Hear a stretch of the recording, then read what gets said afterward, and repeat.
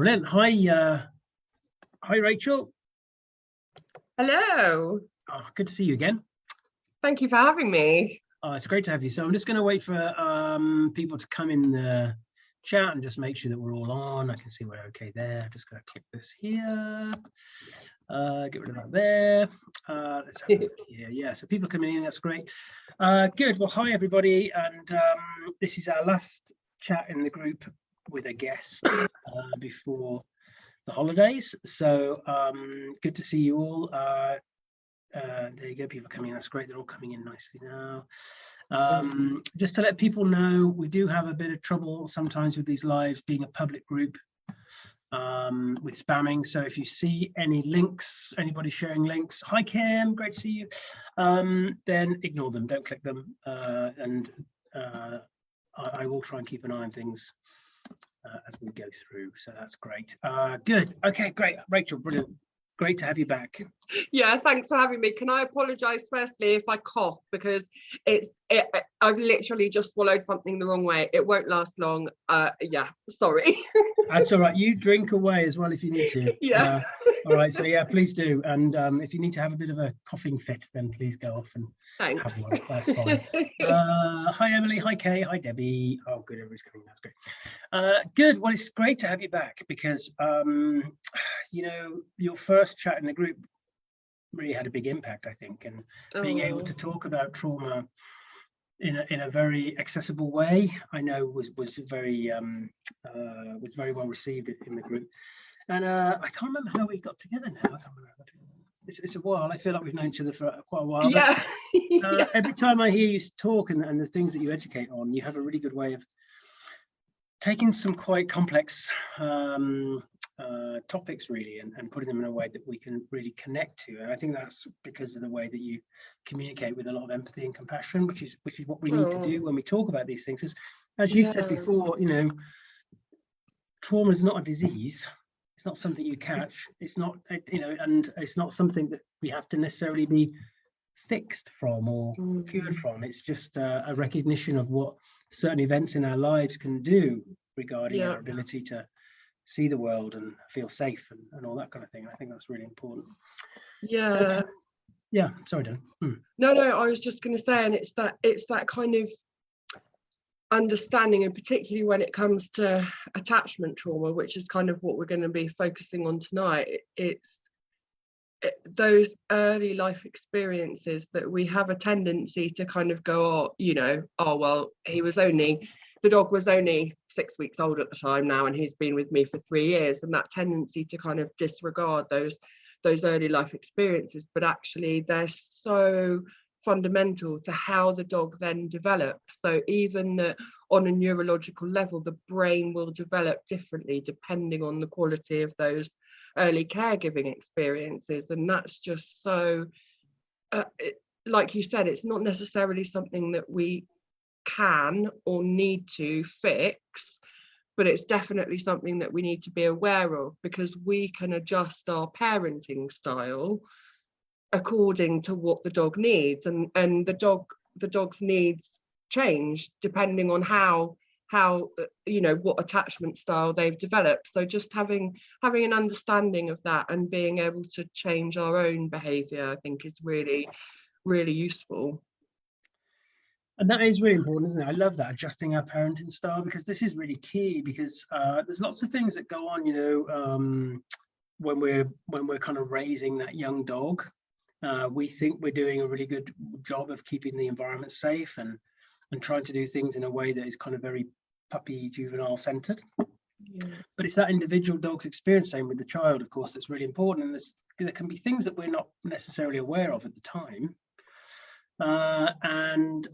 So I think we have to continuously reassess, really, I think, the young dog in front of us and recognize their different kind of phases that they go through anyway, developmentally, but also the role that those some of the early trauma. So why did you want to focus in on attachment today? What was your drive on that?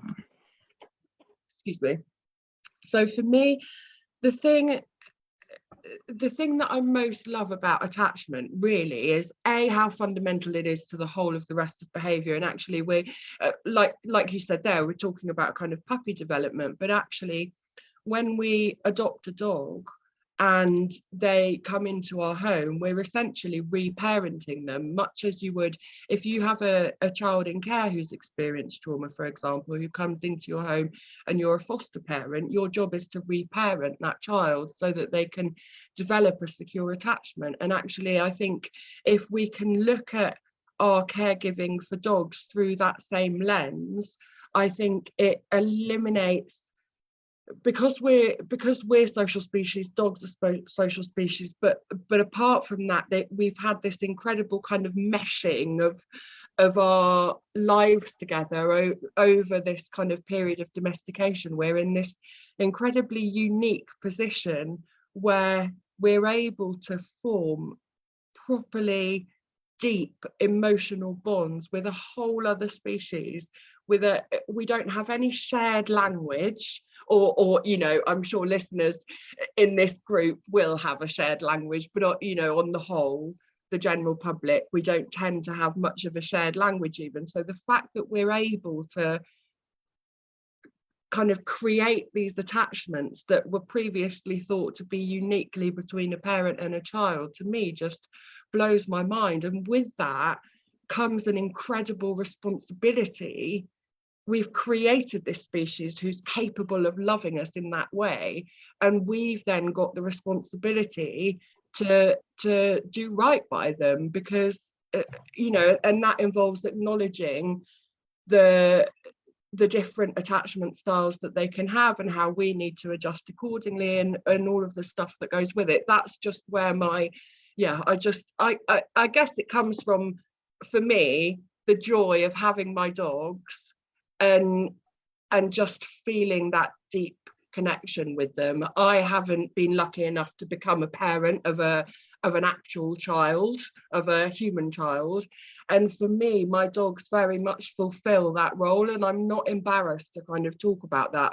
I've talked about it really openly before, and for me that relationship is really important. And I know through being open to that and not feeling embarrassed by it and not being ashamed of it, that's opened me to kind of understand how important I am in their lives as well. And just that recognition of the importance of the relationship on both sides just makes me just always want to do the best that I can. And particularly when it comes to trauma, I think we tend to look at it through through an operant lens, or through any lens that interests us. But the attachment lens is kind of new, and I think we're talking about it more, but I don't think people necessarily have an understanding of what do we actually do. We kind of understand that dogs have different attachment styles. A lot of people will understand that, but they don't necessarily have practical, concrete ideas for, okay, how do we build a secure attachment? And that's the thing that I'm really keen to kind of talk about. How do we do this magical thing that we talk about, that is building a secure attachment? Brilliant. So I want to unpack all this today. I want us to look at those attachment styles. I want to look at attachment and trauma, developmental trauma, as you mentioned before. And it's interesting, you know, because when you think about attachment theory, it kind of was it Bowlby, who kind of John Bowlby. Bowlby, yeah. Just how seemingly controversial that was within human psychological circles at the time, and actually it's only been quite recent people think, well, actually there is something in this and it kind of makes sense. And it kind of does, because we talk about physical safety a lot, we talk about emotional safety actually, but social safety is kind of what we're wired for. If you look at a lot of the Matthew Lieberman stuff at the moment, where he's looking at what the default network does in the brain, that bit of the, you know, when we're not consciously thinking of something or doing a task, what that brain defaults to, that it is kind of really focused in on us and our connection to others. Yeah. So actually this notion of a safe attachment, and this is, I think, actually one of the core elements that we have to really think about as why we have to rethink what we do, especially early on with dogs, and the emphasis we put on a huge amount of obedience and compliance training. But like I say, a dog at any age when they come in, whether those, we talked about this off there a little bit, whether the boundaries people put in become barriers to kind of connecting to that dog's ability to connect for that safe anchor. Yeah. So this is going to be cool, really cool. So let's start off then with, I think we give us a bit of a definition in your mind about attachment. I think it'll be a good idea, just for those who might not be completely clear about why we're talking about attachment and what it is, kind of from a loose definition point of view regarding two living things. So I guess I see the attachment as a real simple definition is the emotional bond between two individuals. Now, usually that's between a caregiver and an infant of some description, not necessarily human. Research shows that dogs form the same attachment styles as children do towards their parents, and that's why the literature kind of supports this idea that there's a commonality there. And actually, my experience is, if we can put enough into building those foundations, so if we concentrate enough on creating that feeling of safety and building a secure attachment, we really don't need to do much else, because like you said, our brains are wired for this stuff. If we feel safe in a connection, we can cope with the bad things that life has to throw at us. And that's what it's all about, isn't it? It's about creating emotional resilience against things that either have happened or will happen in our lives, and being that buffer for somebody. So for me, that's kind of what attachment's about. And we know that there are the first relationship is one in which our attachment style develops. So as an infant, our relationship with our primary caregiver is what dictates our attachment style, but that continues with us into adulthood. So it's not that we don't have attachment styles as adults, we absolutely do.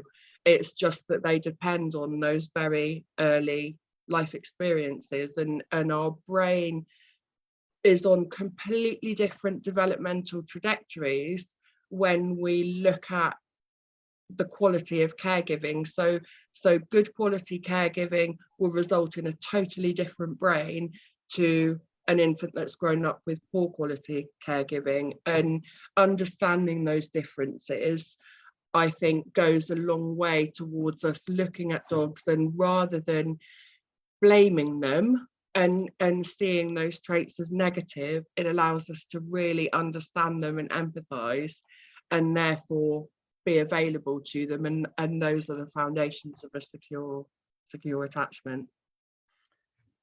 So some of that initial attachment that gets formed in our formative months and years is really important, isn't it, regarding how the brain gets wired up, about what we are, I guess, predicting the response would be when we seek support or safety from what we want to have as that connection attachment, and what that actually looks like. And interestingly, I think what that transactional element might be like, because quite often, even with people who, parenting a child, parenting a dog, it's hard, right? So there's no perfect way of doing anything, but so it's not about rights or wrongs. just recognizing that with kids, human kids, and with the dogs, how much that brain learns early on that there is a transactional component. In other words, I have to be this in order to get that. And that in itself starts to do things with how we have that sense of self, how self-esteem is, looking at, and especially when we think about with kids, when that comparative brain starts to come online about 3 and it's kind of in full swing at 5 or 6. All these things start to affect what we perceive as being that kind of safe attachment, doesn't it? Yeah. And the key thing for me is we have all of these kind of different specialized systems within the brain, if you like, and it's the communication between those systems and the kind of flow of information and how harmonious that is. That's what we refer to as integration, and that's the process that trauma tends to disrupt. But integration is exactly what a secure attachment targets. So by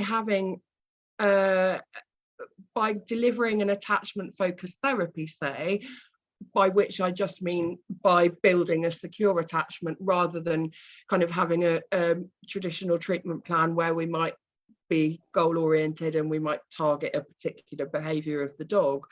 By focusing on the attachment, we allow the dog to rebuild that integration that they're missing, and the flow of information can be restored, and that means that they can cope then with things that they're currently unable to cope with. And that's the goal, isn't it? It's not necessarily excuse me, eliminating or minimizing everything. You know, we can't wrap dogs up in cotton wool, and they are going to have these experiences, and it's just making sure that how they perceive those things, how they process them, and therefore how they feel about them is massively different when there's a secure attachment figure available to them. Does that make sense? Oh, it does, 100%. And this is why I think we're having these discussions about what this kind of beyond the operant, for want of a better word, because just because we can get a behavior through whatever means doesn't mean that behavior has internal value for that animal, and it doesn't mean that they feel any safer. It doesn't mean that they can that they're actually creating some of this change in perception that you're talking about. So let's just talk about attachment styles then, especially in relation to dogs, you know, how they might present in dogs. Give us a bit of a kind of an introduction to that. So there's people may I'll be quite basic just because people may have different levels of knowledge, so I guess I'll try and bring everyone on the same page. So we have there are 4. This research was originally done with children, and they found that there were 4 main patterns of attachment. So these aren't kind of these aren't discrete. We don't necessarily fall into one category neatly. We can change the pattern of our attachment. It's a collection of behaviors, if you like. It's not that your brain is different if you do one to another. It's just that they're all a series of adaptations to try and overcome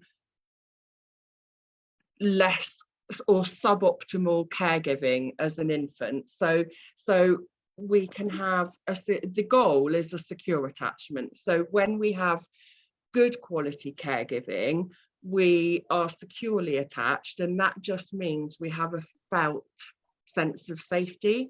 So we can communicate our needs and how we're feeling, kind of safe in the knowledge that our caregiver will respond to that. And that means that we don't need to devote much time to keeping safe. We can kind of delegate that.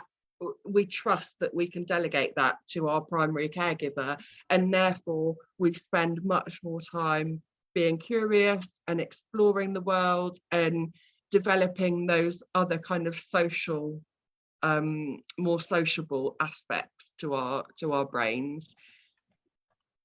The hallmarks of a secure attachment are proximity seeking. So we want to be, our brain's hardwired to want to be near our caregivers. That makes sense, doesn't it, from a protection point of view.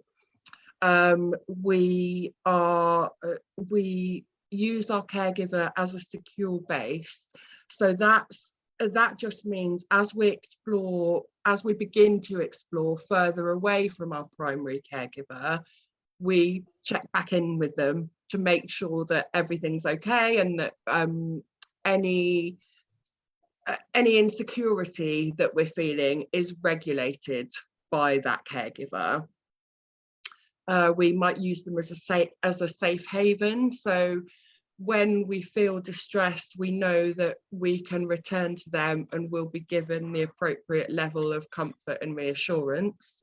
And then we will experience separation related distress. So again, just that's related to the proximity seeking, isn't it? And that need for protection. When you're an infant, it's natural that you will experience some degree of pain when you're separated from that caregiver. So that's the kind of goal in terms of attachment. But then there are insecure attachment styles. There are 3 different insecure attachment styles.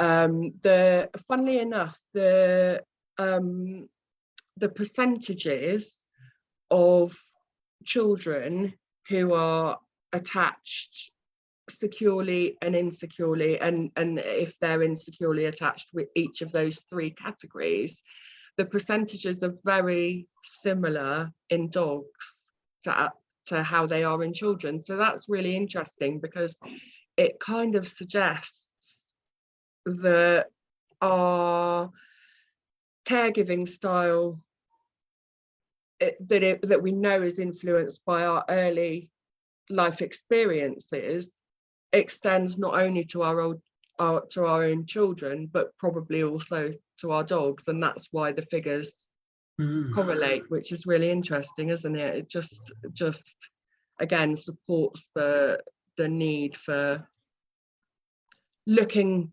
into ourselves as much as at our dogs, because those are we can control our own behavior, and even though that's very difficult to do sometimes, our responsibility is to learn how to do that, I think, so that we can be the best that we can be for our dogs.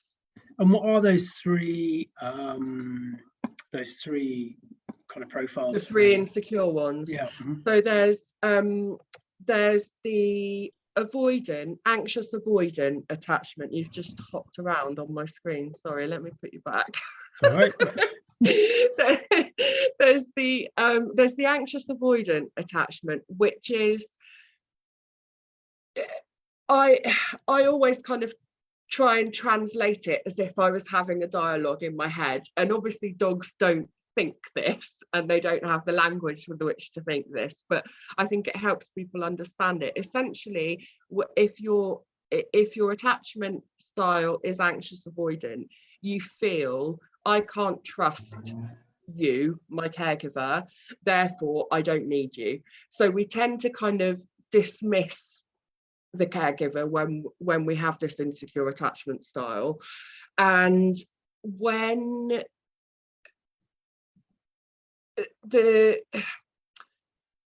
I guess the thing to explain is that these dogs feel safest when they're minimizing displays of emotion. So whereas with a dog who has a different insecure attachment style, which I'll explain in a minute, dogs in the anxious avoidant attachment style always want to minimize the display of emotion. And because they're feeling, I can't trust you, therefore I don't need you, what we see is a dog who appears on the surface to be incredibly independent and to be doing lots of exploring without checking in with us. And that's because that's how their brain has evolved. If they've had poor early caregiving experiences and they haven't had that caregiver to be able to rely on, they develop this kind of extreme independence as a way of not feeling. All of these adaptations happen because it's never adaptive for us to be in emotional pain. And if we're constantly in emotional pain, wondering where our caregiver is or why they don't appear to be looking after us, that's not healthy. An infant can't live with that level of social pain all the time. So they develop these adaptations in the brain that allow them to overcome that and not feel that pain. And that's why they shut down, the social systems shut down, and the dog becomes overly independent and self-reliant. Does that make sense? It does. And you know what, I'm betting a lot of trainers, behaviourists listening in will think about many presentations where the owner is already describing their dog in those kind of terms, and actually and this is a big thing we have to think about. We'll come on to the two in a second, but just a quick little kind of segue here. We'll talk about this a little bit off air, but especially when that dog's younger or when they're coming to that new home, and there's two things that they need to kind of be aware of, I guess. One is when they seek that safe connection, will it be there for them? And how often do those behaviors that are attempting to seek that actually are being judged as being bad, naughty, dominant, or whatever else? And in fact, the dog is being punished or pushed away. First thing. Second thing, even the nature of feeling safe to communicate, even if that behavior is not appropriate for the other, but you can still have space to share it, is hugely important. And we've talked about this before, about dogs who are coming through the support process of trauma, who might suddenly start barking at the postman or barking at the next door neighbours, and how cool that is, because they're like, I can actually do stuff now. But how often again they're jumped on and shut down again. So we see this anxious avoidant thing, and you know, we can think about people we meet in our own life actually who seem to want to have some social connection, but actually at the same time seem very aloof and very unavailable. It's tough, I think, when you have these things. And like you said earlier, it's not about the brain being any different as such. It's just the emphasis it puts upon certain strategies that it's going to employ. And the incredible thing is that even when these systems, what we can see over time is that the attachment system itself becomes kind of suppressed, and the dog, and again, that's just because it's painful. If we're constantly trying to seek a connection and we never get it, that's very traumatic in itself when you're an infant. And so we overcome that by going, well, screw you, I don't need you anyway, kind of thing. And so we see that huge independence, and actually that doesn't mean that the need is not there under the surface. And that's the key thing. Dogs with this particular attachment style still need that level of care. They need to experience comfort, they need to experience safety, they need to experience co-regulation. It's just that they don't know how to ask for it. So we have to be super alert to those micro moments where they are seeking a connection. Those behaviors that you describe, kind of the wild jumping up and that way of seeking connection, that's much more typical of an anxious ambivalent style, where the dogs they feel safest maximizing their emotional displays, whereas the dogs in this anxious avoidant category, their kind of micro moments of connection will be a very quick glance at you, and it's really picking up on those and providing the dog with what they need, regardless of what they're cueing, because they will be miscueing you. They will be saying, I need independence, I don't need you, whereas actually what they need is the exact opposite. Does that make sense? It does. Just a quick thing here. This is so fascinating tonight, Rachel. If you're happy, can we just go over the hour a little bit? Yeah, of course. Great. So Emily, I can see you just asked there about Q&A stuff. There's been a few people asking some things. Can't get through all of them, but please do ask questions as you go along. And if we miss it now, then you know, maybe if you have time, Rachel, you could just have a look in the group. Is that okay? Because this is really resonating with a lot of people here. And I've done a little. Sorry, I'm just looking for my lip balm. I've done a little sheet, a kind of take-home summary sheet, if you want, that I'm happy to share in the group. So thank you, Rachel. Rachel does a lot of courses, everybody, that come up, so if you see them, we do advertise them in the group. Make sure you look out for them, because that's the chance to really deep dive on this stuff. So that's the first one then, anxious avoidant. What's the other two? Let's go through them. So anxious ambivalent, and that's the next one, and this is really the opposite kind of presentation. So whereas dogs in the anxious avoidant category will want to minimize their emotional displays, dogs in the anxious ambivalent category will want to absolutely maximize them.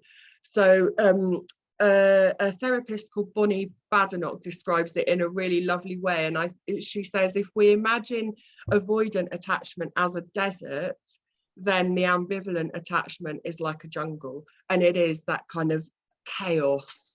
And usually it happens because caregivers are overwhelmed and overwhelming, so they're kind of contradictory in their responses. And unfortunately, like with all of this attachment stuff, it's almost a self-fulfilling prophecy, because if you don't know that your caregiver is going to be there, your response is to test them. And so then you push and push and push for a response. You eventually get a response that's very unlikely to be what you actually needed in the first place, because you've pushed so hard to get it that you've caused stress and anxiety in the parent. And then of course that feeds into the fact, well, you're not giving me what I need. so these dogs tend to be very much stuck in a kind of fight flight response. They'll be the very reactive, emotionally reactive dogs. We tend to see lots of inconsistency there. And so, for example, you might see a dog who's super keen to approach, but then frantically appeases when they get to you. And that just happens because when somebody's inconsistent and we have a kind of dual or contradictory representation of them, because we give more strength to the fear-based one, and that's just a survival strategy, we end up with the negative perceptual bias will always win. Does that make sense? So if you've got two conflicting opinions, the fear one's always going to win out, because we always have to err on the side of caution in order to survive, right? That makes sense. So we might see dogs who are kind of really clingy but not able to engage in play. They show separation distress, and yet they're completely aloof when the caregiver returns home. Their expression tends to be one of complete chaos rather than the calm so-called independence that you see with the avoidant attachment style. Does that make sense? It does. And I think you said something really important there, which I think is important that people recognize when we think about trauma more widely. Trauma isn't always shut down. Trauma can be big,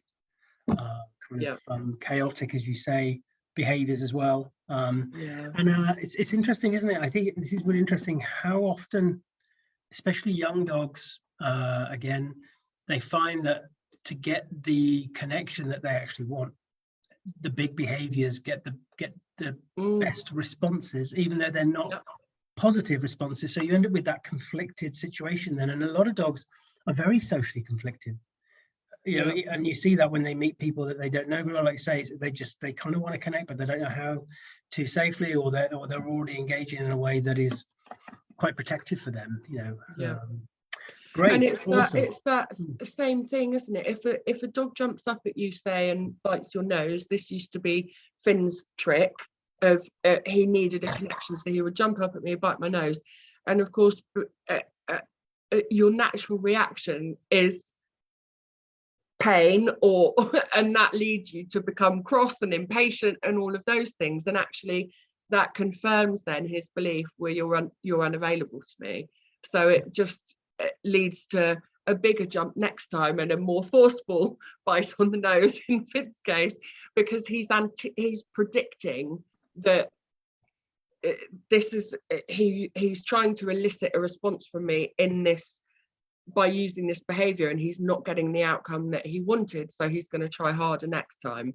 And it's looking deeper, isn't it, behind that behavior, and understanding what's what's motivating that? What do you need from me in this moment? And with time, we can then, by intervening sooner, and by being, these dogs particularly need calmness, and they need structure, and they need consistency and predictability. So it's we need to parent them in a completely different way than a dog who has a anxious avoidant style, for example. And you mentioned earlier, we'll come on to the third one of these in a second, but I think it's also important to remember that a lot of dogs, they don't necessarily want the physical connection. They want to feel safe sharing space. They want to be near, I think. And that's very important, especially a lot of the dogs that I've worked with, actually the dogs that I've cared for, actually, who've come in, who have clearly found it difficult to find secure attachment. They just want to be, actually, but when they're better regulated, and we can mess it up then by being like, oh yeah, we're gonna have to touchy thing, we're gonna have to have cuddles. And I see some of the stuff out there that kind of puts stuff out. The most important thing is that connection, physical connection. But I think especially those who have not experienced safe, secure attachment styles, that can be the thing that's the most difficult to kind of do. And we see this with children as well, where they just want to share space, they just want to be. They can't actually, they've got too many mixed messages about the tactile sensory touch. Same with dogs. And it's, as always, it's our responsibility to kind of titrate ourselves so that the dog can stay within their window of tolerance. And if we're being, we always want to offer and be open and invite the dog to experience connection rather than force it upon them, because then it can very quickly become aversive if that's not something that they've had any prior positive experiences with. Absolutely. And I had a dog recently. I've been working with a dog for a while, and the dog chose, after many times with this dog, to come and just lie by me. And that was a huge moment for this dog, huge moment. And I could have really buggered that up just by going to pet them at that time. And I think we just have to see those moments and acknowledge them and let the dog know, yeah, that's cool, we're good together. I think that's important. It's so hard to do though, isn't it? It is really hard. And the general public especially, they just want to touch. Yeah. Right? I mean, I just want to touch. That's the thing. I don't know if you've probably heard of Jessie, my lovely rescued parrot, who is extremely phobic of hands.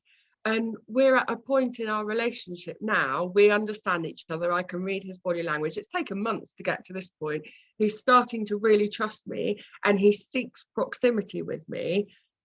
But if I go near him with my hand, he'll 100% bite me. And I don't know if anyone's ever been bitten by a parrot, but it really hurts.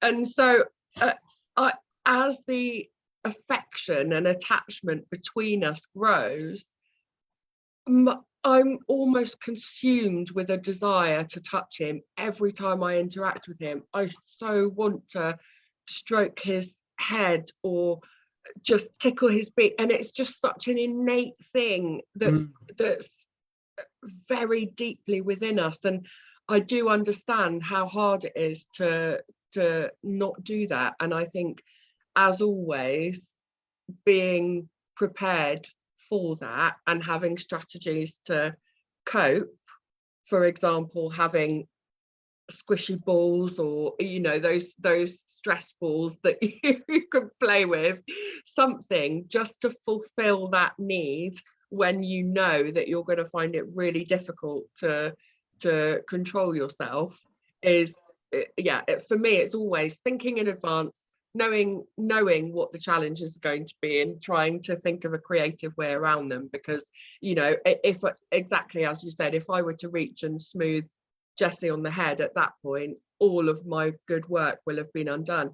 The reason he's seeking proximity with me is because I've shown him over the last 9 months, I am not going to try and touch you. This is important, right? That's a really important point there, isn't it? Because the notion of feeling safe is a nuanced one and not black and white. Part of the thing for your bird is feeling safe, is knowing that you won't do anything tactile. That's the point. We tend to want to make that kind of hug, there, everything's going to be okay. And I think I've spoken to colleagues in the past who really struggle with the notion of going in and not having the dog like them. I must show the caregivers that the dog will like me. And I think if we go in with the notion of straight away from the beginning, with the understanding that we don't need this dog to like us, we just need to help this animal to feel safe with us on their terms, it does change that a little bit. But Arthur, who's my sensitive boy, he's our older dog, everything's on his terms. And you're right, sometimes me and my husband just say to him that, sorry Arthur, we're gonna have to squish you because we love you so much, and he can tolerate it just about. But we've all been there. But I think definitely with these dogs where and people actually where part of the trauma for them is physical contact. But physical contact can come in many ways, especially for dogs. Just being next to you. See, this thing about dogs, this is why a lot of the dominant stuff is just so crap. The fact that you can have a dog who then might just come and deliberately every time just come and get it so that they are just touching your feet. That's a connection for them, not because they're trying to dominate. It's crazy that in the dominance world, that is the dog trying to claim you. It's just nuts. Yeah. And we tend to, even the language that we use around it, like saying, oh, it's all on his terms. We tend to view that negatively somehow, as though that's the dog controlling and that's somehow a bad thing. But of course, when you've grown up in a very dangerous environment, you do have a desire to control everything. And actually the research shows us that I think I said earlier, the amazing thing about this attachment system is that it lies dormant. Even if the brain becomes incredibly focused on survival, that attachment system is still there, so that when the dog starts to feel safe, we can reawaken it. And that's absolutely amazing. But in order to do that, we have to show that we're safe.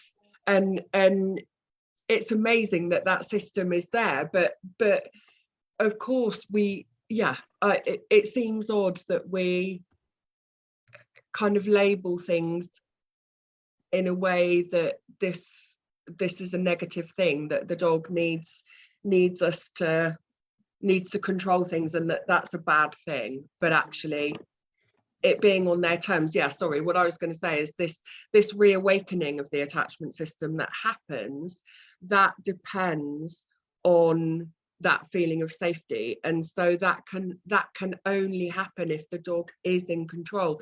And it's not just about physical safety. Psychological safety is just as important, and the environment that the dog is in now has to be different from the environment in which the trauma was experienced.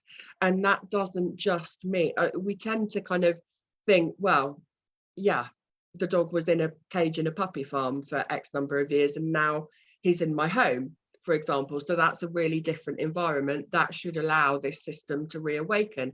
But actually that's not enough. If psychological safety is about autonomy, and if the dog grew up in a puppy farm where they had no autonomy and they now come into a house where they have no autonomy, the environments are too similar for that rewiring of the brain to be able to happen. Does that make sense?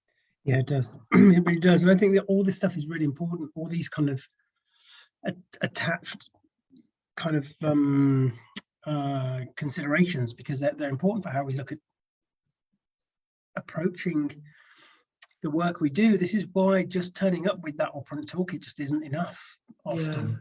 And in fact, some of these dogs are quite biddable, quite pliable to utilizing food and getting a different behavior, and they'll go with it because that's just we see this with humans, of course. It becomes part of that trauma cycle, doesn't it? Just continuing on of thinking, well, I'm not being heard, I don't have a voice, I'll just do this because it keeps the peace. And that's true. So what's the third one then? The third one, we've done the action. I'm sorry, Andy, Right. do you know what I've done? I've locked my partner out and he's just got home. Let me Oh, just cool. really quickly let him in. That's yeah, you must go and let him in. Thanks for all the comments in the group, guys. We're going to get around to some of these in a mo. We're just going to go through this last insecure attachment style, and then we're going to look at, I think we'll move on to thinking about. That's all right, it's okay. I was just holding the room there for you. Thanks. That's all right. There's an insecure attachment right there. Outside on the door. Good. Okay. So yeah, we're setting all the dogs off in the room now. Yeah. Dogs are Yeah. Sorry. Yeah, that's all right. Yeah. So insecure attachment then. Say that again. Sorry. Yeah. What's the third one? So we've done. Oh yeah. Sorry. Anxious, avoidant, anxious, ambivalent. Yeah. So the third one is what we call a disorganized attachment, or a fearful avoidant attachment. You might hear both, and I think the tendency now is to, in children, describe it as fearful avoidant, and then in adulthood it becomes disorganized. And disorganized attachments happen when relying on the caregiver is actively dangerous. So this is the one we tend to see where there's been abuse or neglect, and the dog will develop really extreme self-reliance, but much more so than in the anxious avoidant attachment style, because here they absolutely must be in control, and this is where you see dogs trying to control kind of every aspect of their life. The thing to remember about these dogs is, whereas in the other insecure attachment styles, the dog's organising their behaviour in order to feel safe. So in the first one, the avoidant one, showing minimal emotional displays, and the second one showing really maximal emotional displays. In this attachment style, they've got really no way of organising their behaviour to feel safe.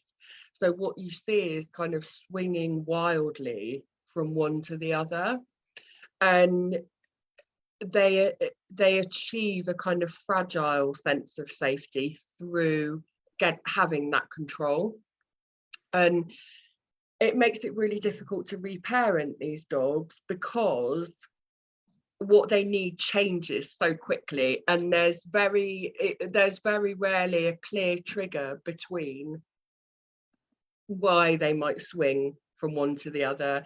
And what we need as caregivers to do with dogs in this category, which is the most challenging, is be able to deliver both of the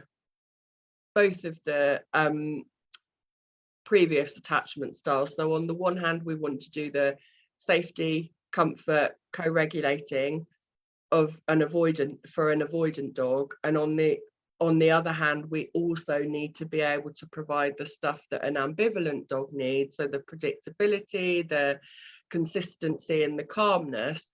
And we need to be very observant so that we can be flexible and provide whichever one the dog needs in that moment. So that's by far the most challenging attachment style to deal with, because we need to be extremely flexible in how we respond to the dog and recognize which state they're in at any moment in time, which is really difficult. It is really challenging, and I think this is why there is no blueprint for these things. I think this is why it's so important to slow stuff down. We talk about slowing things down all the time. This is a really important part of this process, is allowing ourselves to reassess and reevaluate on a daily basis, on an hourly basis sometimes, about the dog and what we're doing, and holding it. We use that kind of term, holding space, don't we, or scaffolding, or lots of different terms. But it is really important. We have to kind of find a way of creating a safe structure so that things can play out. And often I think diving in with training first muddies the waters a little bit, because we don't know what is actually the dog going through those things in its own naturalistic way, or what the dog is actually just attaching to through the training. I think it can get Complicated concept. And we need to, I think we need to kind of almost shift from what do we need to fix in the dog to actually what do we need to change about ourselves so that we're able to provide the things that the dog needs. And that's you know, I like to sometimes think I'm reasonably good at this but I'm not, and I would challenge most people who think they're good at this to really ask themselves whether they are, because it's like any skill, you can practice it, and in fact when you're a therapist working with children and young people, you have to learn this skill. You have to learn, it's called dual attention mindfulness. So you have to learn to simultaneously observe what's happening in the child as well as observing what's happening within your own nervous system, and at the same time regulating what's going on in your own nervous system. And that's really difficult, but it's a skill like any other that can be learned. But it relies on, first of all, noticing. And how often do we go about life or you know, going for walks with a mobile phone in our hands, say? So even though we might think we're good at this stuff, life has a habit of really getting in the way. And this is such an important point, isn't it? Because just thinking back to my own human therapy days, the most important thing really as the practitioner is that you're in as well a regulated state as possible, and that is really hard, and it is a skill. You do learn it over time, and you don't always get it perfect, but you it's a way of just it's an element of self-care really, and thinking about that. But it is really hard, especially when a lot of behaviors the dogs might present are irritating, annoying. Yeah. And if we are already in an elevated state ourselves, we just get stuck in conflict cycles a lot of the time. Yeah. And it's extra challenging, I think, for the professional then to walk into what is potentially a very dysfunctional picture. Yeah. So it's very challenging. But even just having these initial conversations, there's been so much stuff you said already tonight, which is just kind of wow, really. And all these conversations we have when we start thinking about more, they're equally exciting and overwhelming in some ways. So we have to just allow ourselves to take a breather and think, okay, what is it I actually took away from that? And I think doing your deep dive stuff. Yeah, and we need to give ourselves a break as well, just as the brains of our dogs / children, whoever we're talking about in terms of attachment, develop these adaptations to not being able to rely on early caregivers. As carers, our brains adapt to, for example, repeated rejection. Rejection from somebody you love is deeply painful, and our brain takes steps to protect us from that.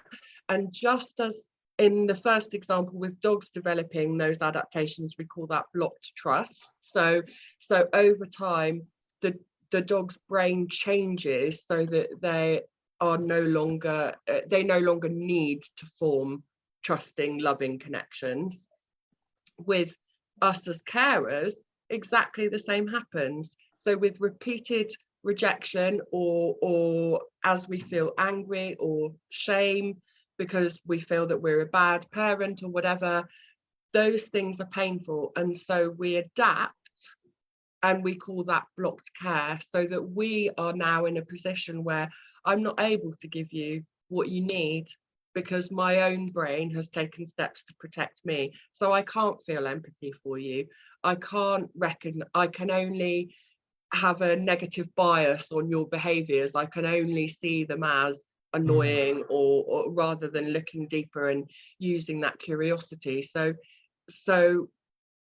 just as we need to recognize these changes happen in our dog, we can recognize that they happen in ourselves, and somehow that makes it easier, I think, for us to forgive ourselves, because this is all neurobiology. It's way beyond our control.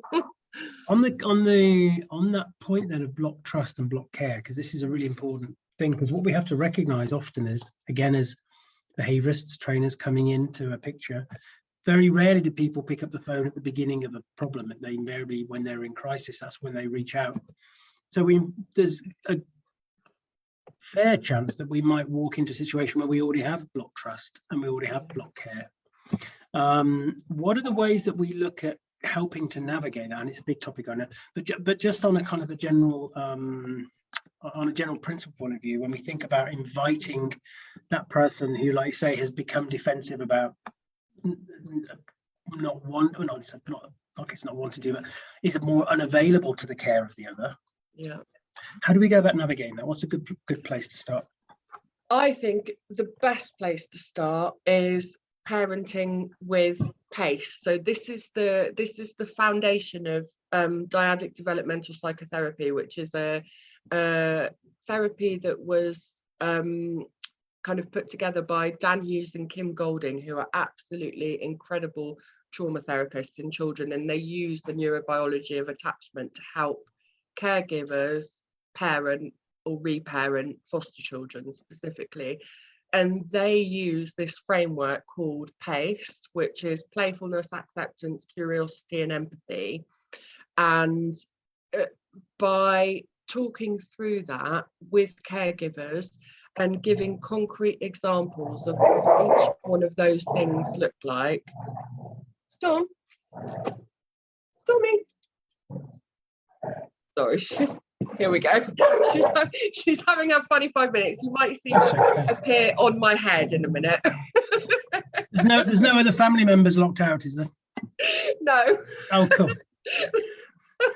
I might lock her out in a minute though.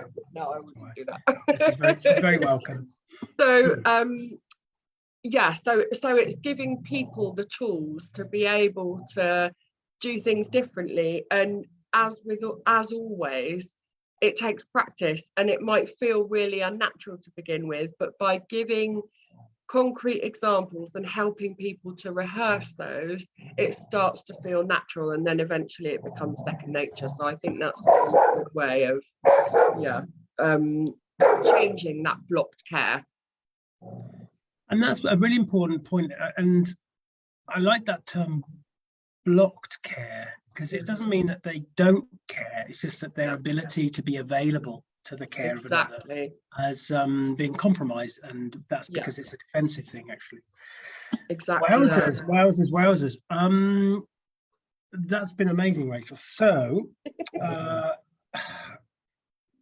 think I'm going to take some stuff that's in the room in a mo, if that's all right. We'll just have a little look at that. But is there anything else you want to kind of? I think we've really covered the importance of thinking about this as an introductory principle, because many people haven't even thought of it. This is important, or aren't aware of it. And I think we've really introduced that. And as I keep saying, look out for Rachel's workshops, because you get the chance to deep dive with Rachel then, which is always really important. Thank you. And it's that real, the thing I'm always keen to get across is that real nitty gritty. Now that we've talked about these things, how do we actually create that secure attachment? And then once we've done that, how do we use it therapeutically when the dog is in a moment of crisis? Those are the two really kind of critical things, and those are the things I think we can maybe dive into next time. Yeah, you're always welcome back, for sure. And I think that's important, because I always invite people to, whenever they hear these different topics, like I've said before, the only emotional experience we can really validate is our own. And it isn't inappropriate to think, well, I can kind of see how that would be connected for me. I think many of us have experienced small examples of the bigger things that some people have to live with. We've always found ourselves to have some of those care barriers go up at times. We've always found out, we've definitely found ourselves in a more dysregulated state where we struggle to kind of cope with things. And I think that's a good way just to kind of connect on a very human level, really, what that might feel like. And we don't have to make big leaps of imagination to see that. And then, of course, then there's the chance to look at these things in a more academic way. But actually taking a step back, especially when we're working with cases, and allowing that dog to tell us in a safe way part of their own story is the key, isn't it? Ultimately, yeah, I think. Okay, right. So everybody, I'm going to try and go back over some things. I can't go through them all, and my screen won't do it. So I'm just going to have a little look here. Let's have a look at some things. Sure. Good, that's okay. These are all good. How does secure attachment relate to separation issues, Anna? So you've kind of alluded to the fact that it can feed into related issues. Yeah, and I think this is probably we're seeing it start to emerge in the literature. There is some research being done on this. I think the thing we need to remember is that independence grows from co-regulation. So when we're young, or the dog is first with us, when that attachment is first forming, the dog needs us to be there. And so from that, as they learn, okay, anxiety, say, is an emotion that I can cope with because I know how to handle it. I go to mum, she makes me feel better, and therefore I don't need to worry. I'm so sorry, they're just playing really noisily. Carl?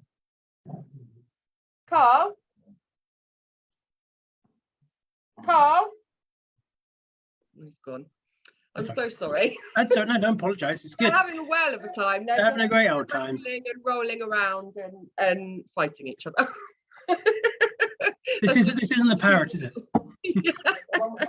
The parrot's not involved. Yeah, can you take them outside or take them upstairs or something? Thanks. Thanks, Carl. Yeah. You say a great point. From that grows the ability to self-regulate, because if you feel anxiety is an emotion I can cope with, I know how to deal with it, in time you become less dependent on the other person co-regulating you. So I think what we may see over the next kind of decade is a move away from this, and I may be shot down in flames for saying this, but all I can talk of is my own personal experience with my dogs. I wouldn't necessarily recommend this to clients, because I feel a certain amount of responsibility to have evidence-based interventions where they're available, and they are very available when it comes to separation-related distress. So there's maybe less of a need to think outside the box. But my experience with my own dogs, and I suspect this may grow over the coming years, is that we may not need to habituate dogs to be very young puppies to being on their own from a very young age. What we perhaps could do instead is make sure that when we get a puppy, we know that dog is an infant. They are going to need us to be available to them for at least the first 6 months of their life. If we can do that, and we can build a really secure attachment by always responding to what the dog needs, in 6 months' time, they will be a confident, securely attached individual, and they won't feel distress when there are absences, because they've got that secure foundation. Now, I'm not saying for a second we should stop getting puppies used to being on their own from a young age, because right now, with the best information that we have available, that's an important thing to do.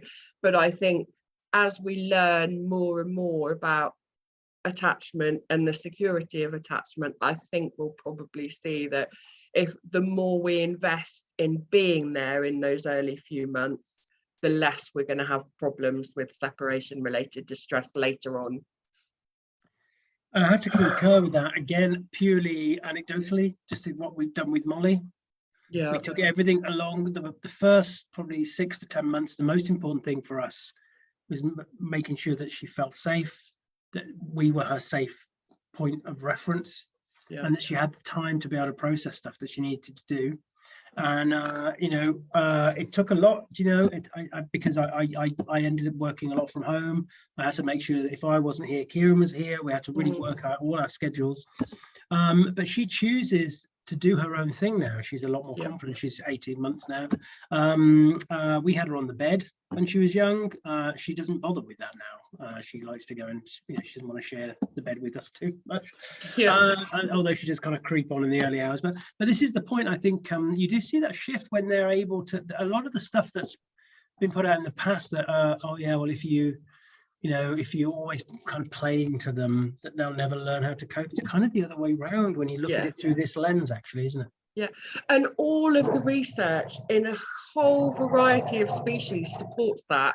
So this isn't it's not a new concept by any stretch of the imagination. We 100% know that the self-regulation grows from co-regulation. And that's an absolutely fundamental thing that we need to instill in our dogs, is that we're going to be a reliable source of comfort to them when they need it.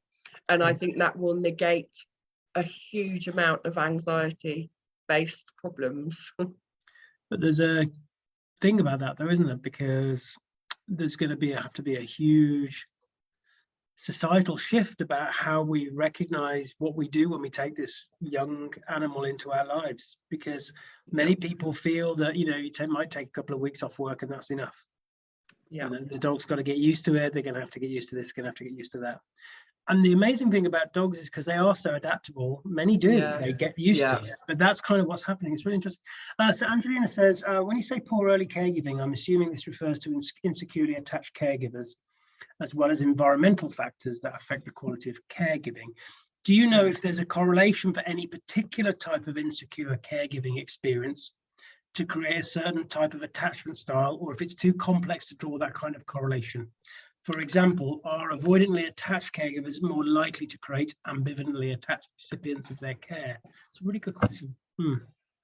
We do pretty much know the answer to that in children, and that is, unfortunately, the attachment trauma is intergenerational.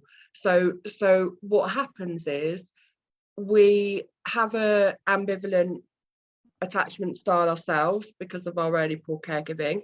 We carry that into adulthood, and therefore we have children who are ambivalently attached, and they grow up into ambivalently attached adults who then have children who are ambivalently attached. So breaking that cycle is extremely difficult, but it is a very deeply entrenched cycle that has been shown again and again in the literature. And we need, again, the way to prevent that from happening is by taking steps to really focus on building a secure attachment, with the understanding that you may not be securely attached yourself. There are all sorts of tests that you can do as an adult to find out your own attachment style, and that can then help you recognize areas that potentially you can work on, so that is not passed on to either children or dogs. Or fascinating, isn't it? And it's interesting how, and it must be something environmental sometimes, but you can have maybe 2 or 3 children within the family, and you find that one just kind of breaks out of that for some reason, that they do adapt and they shift and they change, especially when they get to adulthood. And there could be lots of reasons for that, but maybe that's just Mother Nature sometimes doing something a bit different, or whether there is something, the brain is putting a different emphasis onto that environment, or that some of those secure attachments can come from somewhere else sometimes, even having the right teacher or the right friends that child was afforded where the other children weren't. Yeah, absolutely. And the thing we know about blocked care is it can be chronic, it can be acute, it can be relating to one particular child. Doesn't have to relate, just because you've got blocked care with one child doesn't mean that you've got blocked care with all of your children. And it also can be related to a particular developmental stage. So for example, adolescence is a pretty typical one where we all develop block care, because teenagers are a nightmare, right? So it's exactly the same. So you can have a very different relationship with two children within the same household at the same time, and yeah, that's because your brain is constantly adapting in response to what you perceive as their rejection or taking things personally, all of that kind of stuff. But then of course you've got all the usual kind of genetic, environmental, temperamental things that play into how an individual child develops. And yeah, some children or dogs are, what's that lovely saying, some dogs can't be fixed but some dogs can't be broken. And it is that thing, some dogs, and we don't fully know why yet, are just incredibly resilient and will survive regardless of. Well, we even think about the kind of what we know about the psychology of optimism versus pessimism, and how that can be pretty ingrained right from the start, really, and even stuff that happens in the womb can be very effective on the the kind of prenatal side of things. Linda, hi Linda. Can you repeat the PACE acronym again? Yeah, sure. So PACE stands for playfulness, acceptance, curiosity, and empathy. And they're the kind of 4 foundations. What Dan Hughes and Kim Golding did was they looked at how a foster child is in therapy with a qualified clinician for, if they're lucky, an hour a week, probably more like an hour a fortnight or an hour a month. And actually, the thing we know about recovery from trauma is the most important factor is a secure and loving relationship. So Dan Hughes and Kim Golding were thinking a lot about, okay, how do we give foster parents the skills to be able to be therapeutic parents rather than relying on the hour a month. It's much more powerful and much more therapeutic if that therapy can be delivered at home, where the dog or the child is 99% of their time.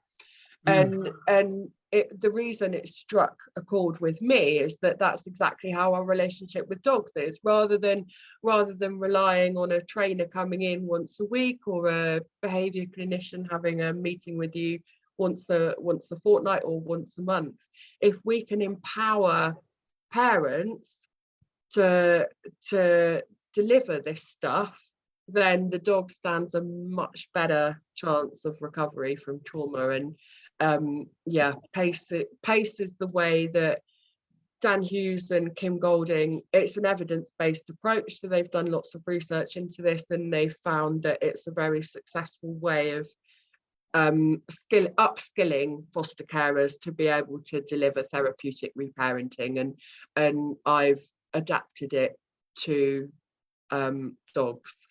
So I've created a PACE worksheet, which I think I've shared in the group before.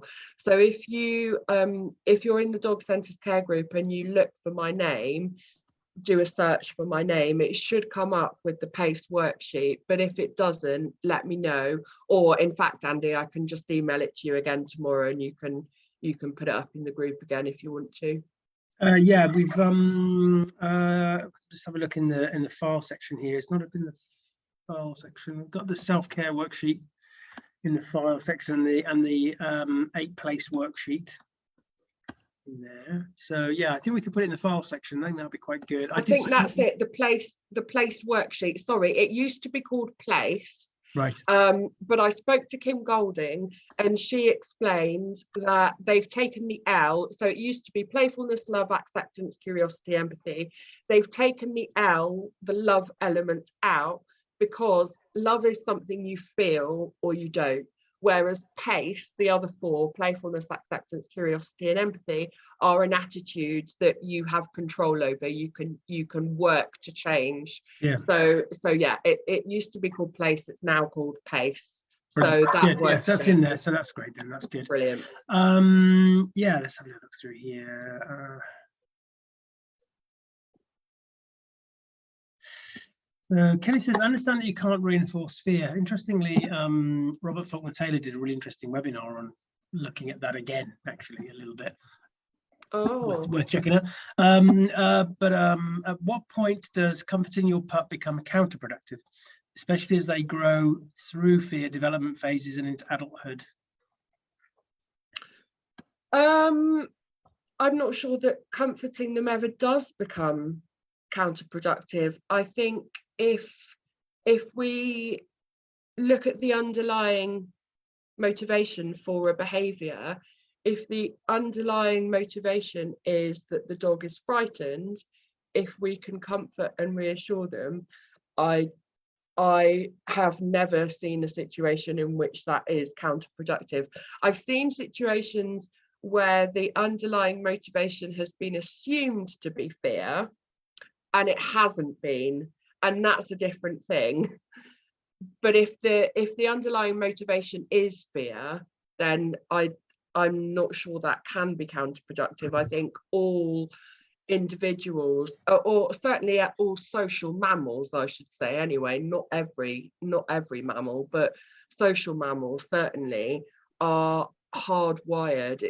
The social buffering effect of just having somebody present is enough to alleviate stress, and so having somebody actively attune to your needs and respond to them appropriately can only ever be a good thing. Yeah, great. And I think the worst thing is that we might be an irritant to the dog, I suppose, sometimes, because they're like, just leave me to do my thing. But that's about as far as we'll go. Can attachment be genetically linked, or are puppies blank states typically when it comes to attachment? Good question. I'm not sure we fully know the answer to that, and or at least I should say I don't fully know the answer to that, and therefore I wouldn't like to say. My current understanding of it is that although some of the tendencies associated with trauma and attachment trauma are heritable. So, for example, a dog's level of anxiety can be genetic. Their impulsiveness can be genetic. So various facets that contribute to how able they are to form secure attachments can be genetic, but all of those can be compensated for with appropriate early caregiving. That's not to say that that's easy, and we don't necessarily know what that looks like in every individual. There are children out there who do not respond to the normal kind of attachment-based interventions, and I think that's just because there is no size fits all. There's no if we see a problem, we address it with an attachment-based solution. I don't believe there is a single one-size-fits-all approach. I think it's about us as clinicians having enough tools in our toolbox so that we can say, okay, hang on, this dog appears to be struggling with an attachment disorder, and I know that I've got these tools available to me to be able to help with that. Does that make sense? Yeah. Rather than necessarily every dog needing the same intervention. Has that answered the question? What was the question again? Sorry. No, it did. And I think this is the thing. I think there's so many areas that we don't, even when we think about human educational psychology and development, we're just touching the surface. Yeah. There's a lot of stuff that's evidence-basing as we kind of theorize on different things. But this is something that we talked about with Linda Michaels in Linda's wonderful chat, is we're going to have all these different camps. We're going to have people who want to focus in on one thing, because that's what people do, specialities. But the reason we will never find the kind of holy grail, if you like, is because we are all so unique and different, and there's so many variable factors, because we just don't live in a vacuum, and there's just so much stuff. Really interesting, even what you're saying there about how the primary caregiver to multiple children, whether that's doggy children or human children, might have different perceptions and different elements of care blocking for one and not the others. And I've seen that myself working with clients who have multiple dogs, where, you know, the owners, the caregivers availability, the quality of their presence is very different for one dog as opposed to another dog, and we have to help them navigate that without judgment. This is the point. There's lots of reasons why these things come across, and you know, I know when Bertie came to us, he just kind of came crashing in like literally like a wrecking ball. And it was my husband who wanted, because he was supposed to come as a foster, and my husband was like, nobody's gonna have this dog, he's a biter, he's 11 years old.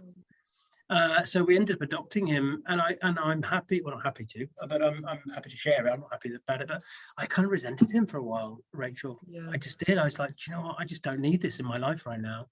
And it took me a while to allow my care circuits to really open up for him. And when they did, it was completely 100%. But we can all, even us who want to work in a very empathetic, compassionate way, even we can experience that sometimes when our own system isn't ready for it. It's just not ready for that challenge. Especially when it comes to aggression, because our systems have evolved from one in which it's very sensible to be frightened of a dog who is growling and snarling at you, because that, you know, that makes sense from the days when we lived roaming the plains and would come across wolves. We are meant to be frightened of predators, and so of course when there's aggression, it adds a whole nother layer of complexity, because you know, the main emotions that block care are primarily fear, shame, anger, taking things personally, rejection. Those are the main culprits, and fear is the biggest one of all.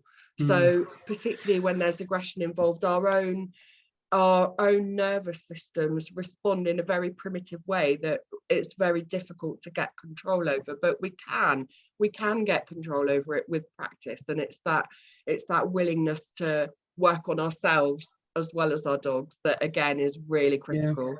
And it's important, and to recognizing the kind of again, it's not black and white how nuanced it is. I think, you know, I talk about the 3 A's a lot: awareness, acknowledgement, and acceptance. With Bertie, when he first came, I was very aware of his care and support needs, and I acknowledged them, and we did what we had to do. But my own barriers stopped me fully accepting him as being a member of our family. That was the big key that I kind of had with him. It wasn't that I wasn't available for him. I did what I could for him. With a dog like Bertie, you could not be. And also, you know, it was difficult for my other 2 dogs, Arthur and Harley, as well, having Bertie here. So it's all very difficult. And so there's a lot of dynamics that go on even within family units. The person who was the saver, and the person who wants to support the other, but isn't necessarily in the right framework to kind of accept what that brings. You know, they can acknowledge it. It's challenging, and it's very difficult. Linda, hi Linda. Question: once disorganized attachment has developed, can a dog or human ever truly trust when there has been a deficit in the early development stage that is deep set in the brain? Dan Hughes has written an incredible book called Reawakening Trust in the Deeply Traumatized Child, and it's a beautiful, it's a case study really, of how they did exactly that with a child who had a disorganized attachment style, and that very much came from attachment trauma. And again, the answer is, I'm sure we can't with everybody. It depends on a huge number of individual factors, but we can with some. So it's definitely worth trying. And if this adds a tool in our toolbox to be able to do that, then fantastic. And it is also how subjective this notion of building that trust is ultimately. And we can always, I think, shift the dial, even if we're not completely coming to this formatted place that we might see as being the end place that we wanted to get to. I think Good, great question. All right, I'm just going to do one more, and then we're going to have to let Rachel go. Let me have a little look here. Sorry, I can't. There's quite a lot of questions.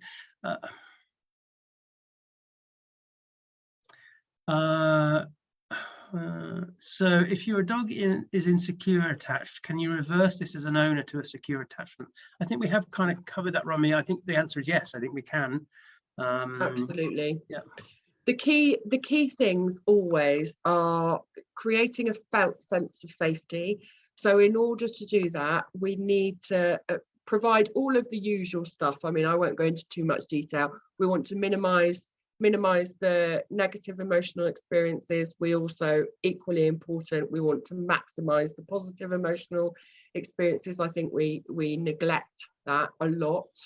So we want to provide lots of positive emotional experiences. We need to look out for the there are two things that are important when it comes to safety.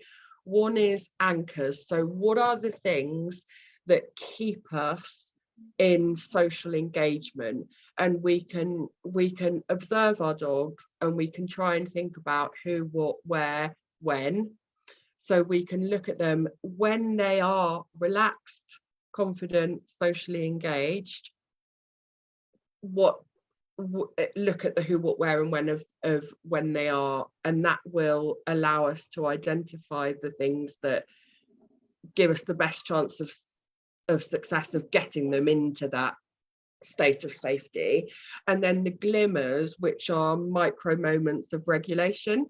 So when the dog is feeling distressed, looking out for those minute little signals that they're wanting a connection, and then providing it. So those are two really good ways of providing that feeling of safety. Reawakening trust, which is kind of what we've talked about. And then attunement and co-regulation are the real fundamentals of building that secure attachment. Absolutely, we can go from an insecure attachment to a secure one. It's all about safety, trust, and co-regulation, really. And it's important the way you frame that, the felt experience of safety. Like you said before, I always quote you on this, Rachel, because it's powerful. I think you can't teach safety, you have to feel it. And I think that's such a profound thing, because, and actually the thing about glimmers, you know, we talked about this off air a little bit. I was working with a little dog the other day, a cockapoo, and one of the boundaries that the owners have is they just don't want the dog jumping up. And this is what we talk about at the beginning of the hour, the making sure that our boundaries don't become barriers to need. Yeah. And it was really interesting. We could watch it through observations, that when the dog was elevated because of struggling with the social environment, it would then turn to the caregiver and jump up them. And that's a glimmer for me. That's a little moment where the dog's like, okay, I need something here. But they would be telling the dog off all the time for that. Previously. They don't now, they see it for what it is. Now we just need to think about how we can make that connection so the dog can feel they have that safe anchor. Yeah. And really, when you reframe it like that, it's so easy, isn't it? Because all you need to do is sit down and then you're available to your dog without them having to jump up. Yeah. And so, you know, it's so, when we look at it through a different lens, it opens up so many possibilities, and that's what it's all about, isn't it? And actually with this particular client, because we started to see what that kind of order was going to be in, the caregiver can now know that it's like to happen, and they make verbal connection with the dog, and the dog doesn't need to jump up now. They're like, yeah, I see you, I know, okay, come on, let's go this way, we're gonna connect.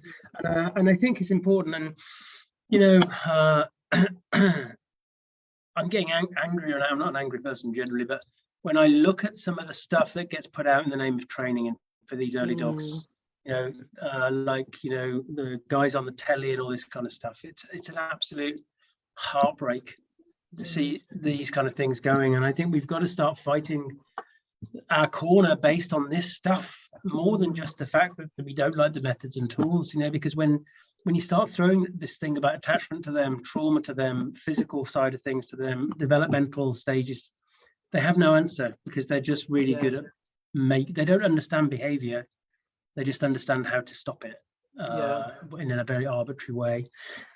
Well, it's been amazing. Thank you, everybody. Great comments in the group as always, Rachel. So I think we'll have you. It'd be great to have you back. It'd be great. And Rachel and I are going to be working on a little project together in the new year, so we can announce that at some point. That'll be great. Absolutely. Well, thank you. Thank you, everybody in the group. If you get a mo, Rachel, have a little look through the comments because they're really supportive of you and what you do. Oh, bless you. Thank you so much. I will, and I'll post some. I've got a little summary sheet of kind of take-home messages that I can post in the group, and if anyone is interested in the building a secure attachment course, it's a day-long course, and I can post a link to that as well if please you want it. And it is that real nitty-gritty of how to do it. That's when is that? It was in October, so the day was recorded. Right. So recording is available now, and if you buy it, I send you the link to the recording and very detailed course notes. Yeah, I'm known for my course. It's more like a book than course notes. It's about 30 pages. Well, it's great. It's great. Yeah, going to be great value. So we must make sure that we put a link into that. If you could let me have that, I can put it into the chat here and that kind of thing. So please check that out. Amazing. Thank you. For those that celebrate Christmas, have a wonderful Christmas. Whatever you do over the holidays, have a great holidays. And our first guest in the new year is the amazing Robin Hood. So we'll be talking about Robin's journey, especially through T-Touch, and Robin's just so much to share with us. And I know a lot of our guests actually, Rachel, credit Robin with being the person that really helped them to kind of perceive things. And you know, Robin's been talking about a lot of this stuff like for a long time. So it's really great. So that's a great way to start the new year. Amazing. I can't wait. Rachel. Yeah, thank you so much for having me. I really, really, really appreciate it. Brilliant. Well, not as much as we do, I can tell you. Thank you, everybody. Have a good night and enjoy the holidays. Bye. Bye, everyone. Bye.